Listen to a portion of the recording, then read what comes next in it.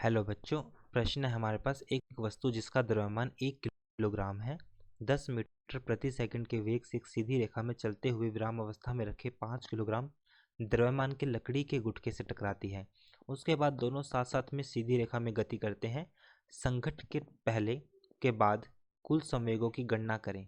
आपस में जुड़े हुए संयोजन के वेग की भी गणना करें।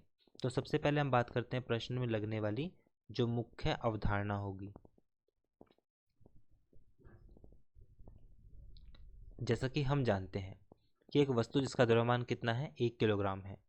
मान लीजिए हमारे पास एक वस्तु जिसका द्रव्यमान 1 किलोग्राम है, वो 10 मीटर प्रति सेकंड के वेग से एक सीधी रेखा में चलते हुए विराम अवस्था में रखे 5 किलोग्राम द्रव्यमान की एक लकड़ी के गुटके से टकराती है।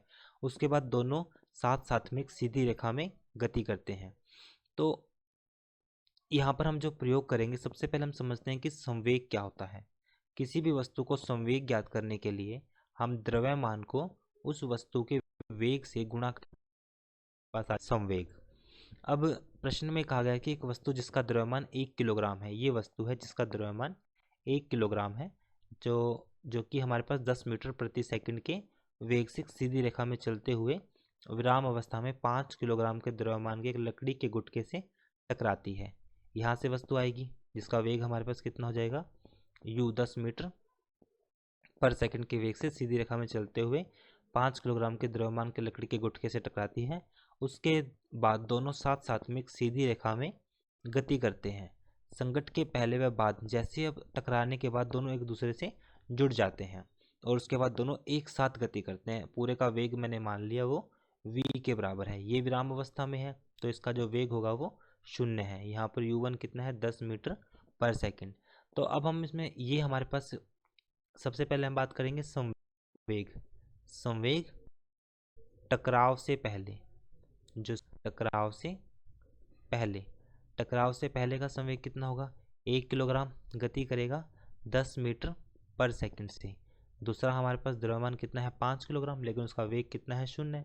पूरा सिस्टम कितना होगा 5 जमा 1 6 और उसका वेग मैंने मान लिया v। तो यहाँ पर v का मान आएगा हमारे पास 10, ये 0 10/6, 2 पंजे 10, 2 तिया 6, तो वेग आएगा 5/3 मीटर पर सेकंड। 5/3 मीटर पर सेकंड ये वेग आ गया हमारे पास, पूरे ही सिस्टम का वेग आ गया। आपस में जुड़े संयोजन के वेग की भी गणना करें।